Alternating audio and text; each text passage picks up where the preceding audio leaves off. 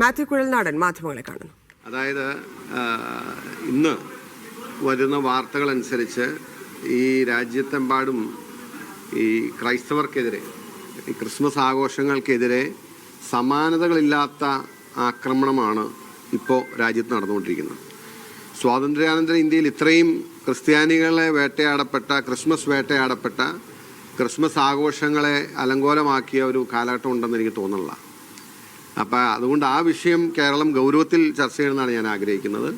തന്നെ ഇപ്പോൾ ക്രിസ്മസ് ആണല്ലോ, ഈ സമയത്ത് കേക്കൊക്കെ ആയിട്ട് അരമനയിലേക്കും മഠത്തിലേക്കും ഒക്കെ വരുന്ന അറസ്റ്റുകാരെയും സംഘപരിവാറുകാരെയും അടിച്ചോടിക്കണമെന്ന് പറയുന്ന സംസ്കാരം എൻ്റെ യോജിക്കാത്തതുകൊണ്ട് അവരെ ആട്ടിപ്പായിക്കാൻ തയ്യാറാവണം. കാരണം രാജ്യത്തെമ്പാടുമുള്ള ക്രൈസ്തവരെയും ക്രിസ്മസ് ആഘോഷങ്ങളെയും ഒരു കരുണയുമില്ലാതെ വേട്ടയാടുന്നതിന് എല്ലാ പിന്തുണയും നൽകുന്നത് കേന്ദ്ര സർക്കാരും സംഘപരിവാറും RSSും പ്രദാനം ചെയ്യുന്ന ഒരു പ്രത്യയശാസ്ത്രവും ചിന്തയുമാണ്.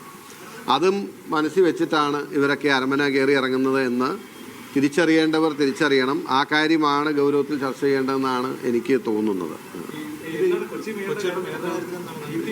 അല്ല, ഈ വിഷയത്തിൽ യഥാർത്ഥത്തിൽ ഞാനിപ്പോൾ ഒരു KPCCയുടെ വൈസ് പ്രസിഡന്റ് എന്ന നിലയിൽ ഇതുമായി ബന്ധപ്പെട്ട് പറയേണ്ട കാര്യങ്ങൾ സംഘടനാപരമായ ഒരു വേദിയിലും സംഘടനാപരമായ രീതിയിലും പറയാനാണ് ഞാൻ ആഗ്രഹിക്കുന്നത്. അതാണ് അപ്രോപ്രിയേറ്റ്. അതല്ലാതെ അതിൻ്റെ മറ്റു വശങ്ങളിലേക്ക് കടക്കാൻ ഞാൻ ആഗ്രഹിക്കുന്നില്ല. പക്ഷേ ഞാൻ ഇന്നലെ ഇട്ട ഫേസ്ബുക്ക് പോസ്റ്റുമായിട്ട് ബന്ധപ്പെട്ട് നിങ്ങൾ പലരും എന്നെ ഇന്നലെ മുതൽ വിളിക്കുന്നുണ്ടായിരുന്നു.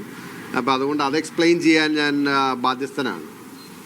ഞാനത് പറയാൻ കാരണം എന്ന് വെച്ച് കഴിഞ്ഞാൽ, എനിക്ക് അറിയാം കോൺഗ്രസ്സിനകത്ത് ഒരു വനിത അല്ലെങ്കിൽ ഏതെങ്കിലും ഒരു വനിതാ നേതാവ് KSU കാലഘട്ടം മുതൽ, KSU കാലഘട്ടം എന്ന് പറയുമ്പോൾ 16-17 വയസ്സാണല്ലോ, അതായത് ടീനേജ് പ്രായം മുതൽ ഒരുപക്ഷെ യുവത്വം കഴിഞ്ഞ് 19 വയസ്സ് വരെ ഫുൾ ടൈം സജീവമായി രാഷ്ട്രീയ രംഗത്ത്, പൊതുരംഗത്ത്, സംഘടനാ രംഗത്ത് നിൽക്കുക എന്ന് പറയുന്നത് എന്തു വന്നാലും ത്യാഗോജ്വലമായൊരു പ്രവർത്തനമാണ്.